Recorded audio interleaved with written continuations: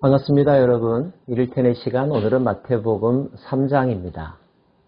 시간이 흘렀습니다. AD 약 27년경쯤의 일입니다. 당시 유대 사람들에게 주목받는 한 인물이 등장합니다. 그의 이름은 요한. 세례를 베풀었다고 해서 세례 요한 또는 세례자 요한이라고 합니다. 사람들은 요한이 전하는 말에 귀를 기울였습니다. 그가 있는 곳이라면 어디든지 따라다니는 사람들이 있었습니다. 오늘 말씀 가운데 유대 광야라고 하는 말이 나오는데요. 예루살렘이나 갈릴리로부터 상당히 멀리 떨어져 있는 곳입니다. 이 빈들에까지 나갔던 이유는 세례 요한이 그들의 마음속을 긁어주는 시원한 연설을 했기 때문입니다. 여기서 잠깐 우리는 당시 유대 사람들의 삶에 대해서 한번 살펴볼 필요가 있습니다. 이미 아는 바와 같이 BC 586년 남유다는 멸망했죠. 바벨론, 페르시아, 헬라, 그들이 섬겨야만 했던 주인들이 바뀌었습니다.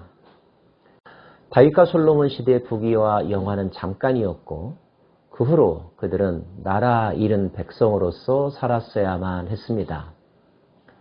물론 한때 나라를 되찾았던 때가 있었습니다. 신약과 구약 중간 시대인 하스모니안 왕조를 일컫는 말입니다. 하지만 그것도 잠시 다시 나라를 빼앗겼고 백성들의 삶은 비참하기가 이루 말할 수가 없었습니다. 왕도 그들 민족에서 나오지 않았습니다. 에돔 출신 헤롯 집안이 유대를 다스리고 있었으니까요. 민족적 자존심이 무너졌고 특별히 그들의 신앙의 한 중심이었던 여호와 하나님을 믿는 마음도 흔들릴 때가 많았습니다. 하나님이 계시다면 어찌 그 백성들을 이렇게 할 수 있었겠느냐 하는 마음이었던 것이죠. 식민지 백성들로서 유대인들의 삶은 참 피폐했습니다. 게다가 종교 지도자들이나 정치 지도자들은 자기들의 이익에 눈이 멀어서 서로 싸우고 기득권을 유지하는 데만 급급했었으니까요. 가장 비참한 사람들은 아무런 힘이 없고 기댈 곳도 없는 일반 평민들이라고 말할 수 있을 것입니다. 그들은 누군가가 그들의 문제를 해결해 주기를 원했었죠. 그래서 여기저기서 자칭 구원자, 영웅, 메시아라고 일컫는 사람들이 등장했었고 그때마다 사람들은 혹시나 하는 마음으로 그들을 쫓아다녔던 것입니다. 아마 세례 요한에게도 그런 기대를 가지고 사람들은 유대 광야로 몰려들었던 것 같습니다. 각 시대마다 정치 지도자들은 내세우는 슬로건이 있죠. 공정과 상식이라든지 아메리카 퍼스트라든지 민주화라든지 등등 말입니다. 세례 요한은 다른 거짓 선지자들과는 달랐죠. 세례 요한의 메시지는 하나님 나라였습니다. 회개하라, 천국이 가까웠느니라. 회개하지 않으면 너희는 멸망할 것이다. 그의 메시지는 강렬했고 기존 정치 세력과 기득권 사회에 대하여 강력하게 경고하고 예언적인 메시지를 선포했습니다.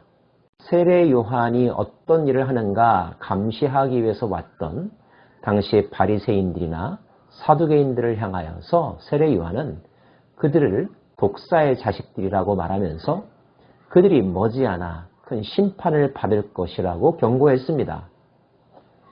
이런 강력한 메시지가 일반 평민들에게 얼마나 마음을 시원케 했을까요?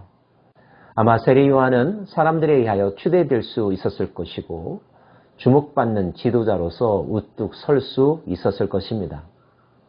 그런데 세례 요한의 위대함이 따로 있습니다. 그는 사람들의 시선이 그에게 쏠렸지만 자기가 그 모든 문제를 해결할 수 있는 사람이라고 스스로 자처하지 않았습니다. 오히려 그는 다른 어떤 분을 소개하는 역할을 하죠. 나는 너희로 회개하게 하기 위하여 물로 세례를 베풀거니와 내 뒤에 오시는 이는 나보다 능력이 많으시니 나는 그의 신을 들기도 감당하지 못하겠노라. 그는 성령과 불로 너에게 세례를 베푸실 것이요 손에 키를 들고 자기의 타작마당을 정하게 하사 알곡은무와 곡간에 들이고 쭉정이는 꺼지지 않기는 불에 태우시리라. 세례 요한은 자기 자신을 광야에 외치는 소리라고 장차 오실 메시아의 길을 예비하는 자라고 생각했습니다. 그는 주인공이 아니라 주인공을 소개하는 자의 역할이 자신의 사명이라고 생각했죠. 이러한 선택은 생각보다 쉬운 것은 아닙니다. 왜냐하면 사람들이 강렬한 눈빛으로 자기를 바라보고 있고 자기를 믿어주고 있을 때 누구나 한 번쯤 내가 이 문제를 직접 해볼까? 라고 하는 유혹을 받을 수 있기 때문입니다. 그런 점에서 세례 요한, 끝까지 자기의 자리를 이탈하지 않았다는 것, 그가 가졌던 사명에 충실했다는 것, 얼마나 그가 위대한 사람이었는가를 알 수 있는 대목입니다.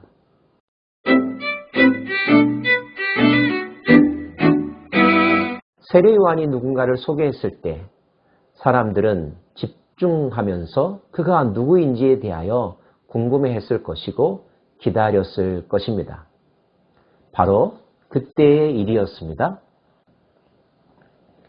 예수께서 세례 요한에게 오셨습니다. 세례를 받겠다고 하십니다. 요한은 손사래를 칩니다. 나보다 높으신 분인데 내가 어떻게 당신에게 세례를 줄 수 있겠습니까? 게다가 내가 베푸는 세례는 회개를 강조하는 세례인데 당신은 아무런 잘못이 없는 분이지 않습니까? 이런 의미일 것입니다. 그럼에도 불구하고 예수는 굳고 자원하여 세례 요한으로부터 세례를 받습니다. 그가 회개할 일이 무엇이 있을까요?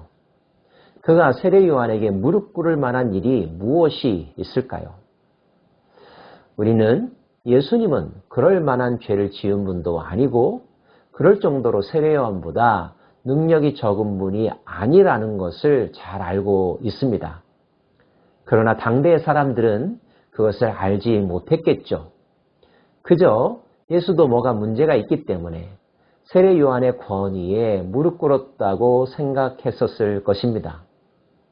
그런 사람들의 생각에도 불구하고 예수님이 세례 받기를 자원했던 이유, 그분의 말씀에서 나오는데요. 우리가 이와 같이 하여 모든 의를 이루어야 한다고 말씀하십니다. 의를 이룬다는 것, 하나님의 뜻을 이룬다는 것, 이것이 예수님의 생각이었고 그 생각 앞에서 예수님은 체면도 자존심도 그리고 사람들의 시선도 아랑곳하지 않았던 것입니다. 요한도 하나님 앞에 철저하게 겸손했고 예수님도 하나님 앞에 철저하게 겸손했다는 사실을 알 수 있습니다.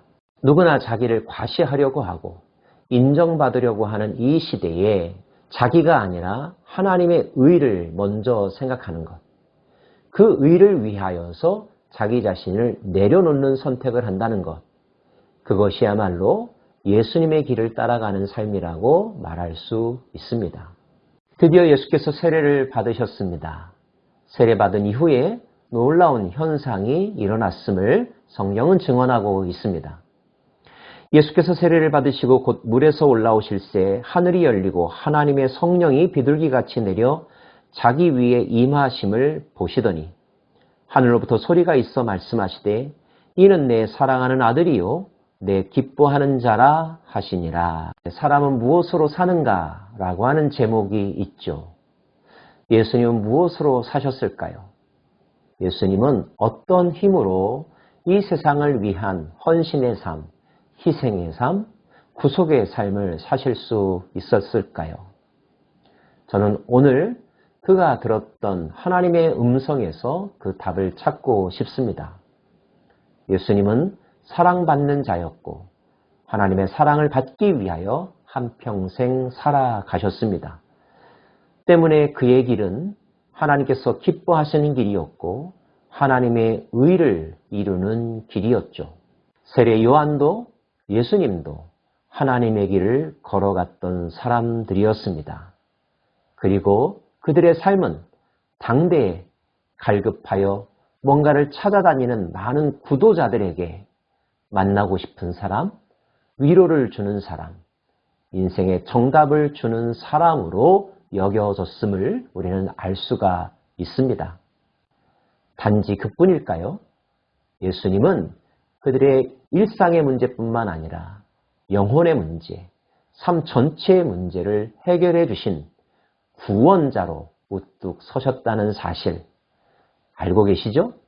오늘도 우리는 세례 요한이 가리키고 있는 예수님을 바라보아야 합니다. 하나님께 사랑받는 자이며 하나님께서 기뻐하시는 일을 위하여 한평생 살아가셨던 예수님을 따라가는 삶을 결단할 수 있기를 원합니다. 그럴 때에 세례 요한과 예수님을 통하여 이루어진 하나님의 의는 저와 여러분을 통하여 계속 이루어져 갈 것입니다. 기도하겠습니다. 목자 없는 양떼같이 방황하는 수많은 사람들에게 찾아오셔서 인생의 가장 궁극적인 문제에 해답을 가르쳐 주신 예수님, 그 예수님을 소개한 세례 요한, 우리가 살아가야 될 모습이며 만나야 될 분들인 것을 기억합니다. 오 주님, 우리도 하나님의 기쁨이 되는 삶을 살아가기 원하오니 끝없는 사랑으로 우리를 이끌어 주시고 성령의 능력으로 인도하여 주옵소서. 예수님 이름으로 기도합니다. 아멘.